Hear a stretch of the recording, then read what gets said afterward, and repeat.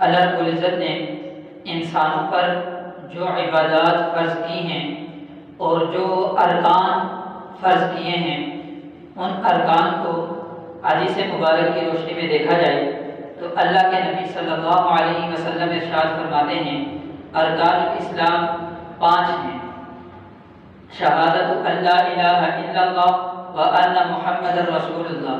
Number 1، اس بات کی گواہی دینا کہ اللہ کے سوا کوئی معبود نہیں اور محمد صلی اللہ علیہ وسلم اللہ کے رسول ہیں۔ نمبر 2، وَأَقَامُوا الصَّلَاةَ، نماز قائم کرنا۔ نمبر 3، وَإِيتَاءِ الزَّکاۃ، اور زکوٰۃ ادا کرنا۔ نمبر 4، وَصَوْمُ رمضان، رمضان مبارک کے روزے رکھنا۔ نمبر 5، حج ادا کرنا۔ اسلام کے بنیادی ارکان ہیں، اور ان ارکان کے اعتبار سے دیکھا جائے تو جو شریعت کی عبادات ہیں، 2 طرح کی 2 عبادتیں تو شریعت کی وہ ہیں کہ جو ہر انسان پر لازم ہیں، چاہے وہ امیر ہے، غریب ہے، بادشاہ ہے، فقیر ہے، کسی بھی درجے کا انسان ہے، 2 عبادات شریعت کی اس پر لازم ہیں۔ ایک نماز ہے، نمبر 2 روزہ ہے۔ یہ ہر انسان، ہر مسلمان پر یہ لازم ہے، چاہے وہ امیر ہے یا غریب ہے۔ لیکن 2 عبادات شریعت کی ایسی ہیں کہ جو عبادات صرف صاحب ثروت اور صاحب مال انسان پر لازم ہیں، غریب آدمی پر وہ لازم نہیں ہیں۔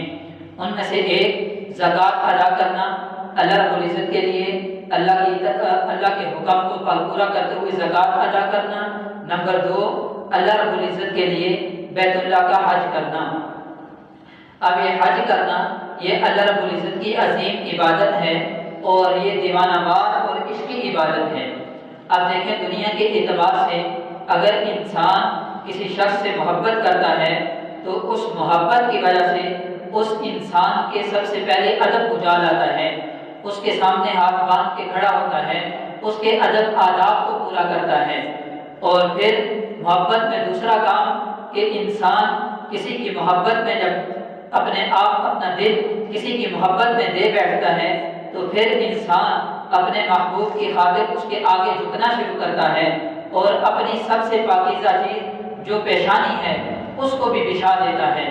اور پھر انسان دنیاوی اعتبار سے اگر کسی سے محبت کرتا ہے تو انسان اس کے لیے اپنا مال خرچ کرتا ہے، اس کی خوشی اور غمی کے لیے اپنے مال کو خرچ کرتا ہے، اپنی ضروریات کو پیچھے رکھتے ہوئے اس کی ضروریات کو بھی پورا کرتا ہے۔ اور پھر انسان اگر دنیاوی محبت کا سب سے آخر میں دیکھا جائے اور سب سے آخری درجہ یہ ہوتا ہے کہ جس سے محبت ہو جاتی ہے اس کی محبت میں انسان دیوانہ ہو جاتا ہے، دیوانہ وار اس کی محبت میں گھومتا پھرتا ہے، اس کی بات اور قول و فعل کو پورا کرنے کے لیے انسان دیوانوں کی طرح گھومتا پھرتا ہے۔ اسی طرح اللہ رب العزت نے انسانوں کو جو عبادات عطا کی ہیں، یہ عبادات بھی انسان تب بجا لائے گا جب انسان کے دل میں اللہ رب العزت کی محبت ہوگی۔ اگر انسان کے دل میں اللہ رب العزت کی محبت ہوگی تو یہ انسان ہاتھ باندھ کے اللہ رب العزت کے سامنے کھڑا ہوگا، اللہ کی عبادت بجا لائے گا۔ اگر انسان کے دل میں اللہ رب العزت کی محبت ہوگی تو یہ انسان اللہ رب العزت کی ذات کے آگے جھکے گا۔ اگر اس انسان کے دل میں اللہ رب العزت کی محبت ہوگی تو یہ انسان اپنی مقدس چیز پیشانی کو اللہ رب العزت کے آگے مٹی پر لگا دے گا، سجدے کے میں ڈال دے گا۔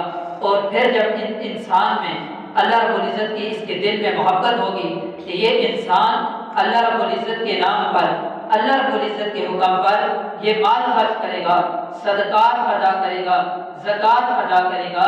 یہ تب ہوگا جب اللہ رب العزت کی محبت ہوگی، اور پھر جب اللہ رب العزت کی محبت دل میں ہوگی تو انسان کے لیے 12-13 گھنٹے کا روزہ رکھنا، 12-13 گھنٹے بھوکا پیاسا رہنا، 12-13 گھنٹے کی بھوک اور پیاس برداشت کرنا صرف اس وجہ سے ہوگا کہ میرے اللہ کا حکم ہے، صرف اس وجہ کی بنیاد پر ہوگا کہ میرا اللہ مجھ سے راضی ہو جائے۔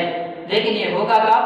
جب دل میں اللہ رب العزت کی محبت ہوگی، اور پھر جب دل میں اللہ رب العزت کی محبت ہوگی تو یہی انسان اللہ رب العزت کے ہاں اللہ رب العزت کے لیے مال بھی خرچ کرتے ہوئے اللہ رب العزت کے دربار میں، اللہ رب العزت کے گھر میں جا کر دیوانہ وار چکر بھی لگائے گا۔ عربی ادب میں ایک واقعہ ملتا ہے لیلا اور مجنوں کا۔ یہ دونوں یعنی جو مجنوں تھا یہ عاشق تھا لیلا کا، اور ظاہری طور پر جب اس کے در و دیوار جو تھے اس کے گھر کے باہر یہ چکر لگایا کرتا تھا اور لوگ پوچھتے تھے تو یہی کہتا تھا کہ ان در و دیوار میں تو کچھ نہیں رکھا، اصل وجہ یہ ہے کہ ان در و دیوار کے میں رہنے والی سے محبت ہے۔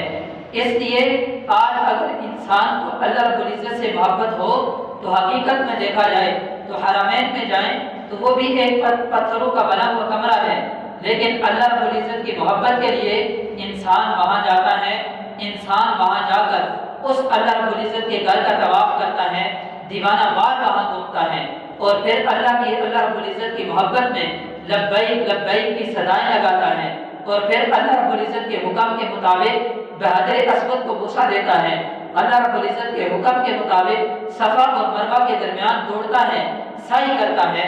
اس کی دیوانہ وار یہ کیفیت، حتیٰ کہ اس کیفیت میں اس حالت میں اللہ رب العزت کی طرف سے یہ حکم بھی ہے کہ اپنے جسم کی صفائی بھی نہ کرے، اگر بال پراگندہ ہیں بالوں کو کنگھی نہ کرے، اگر جسم میں ناخن بڑے ہیں تو وہ بھی نہ کاٹے۔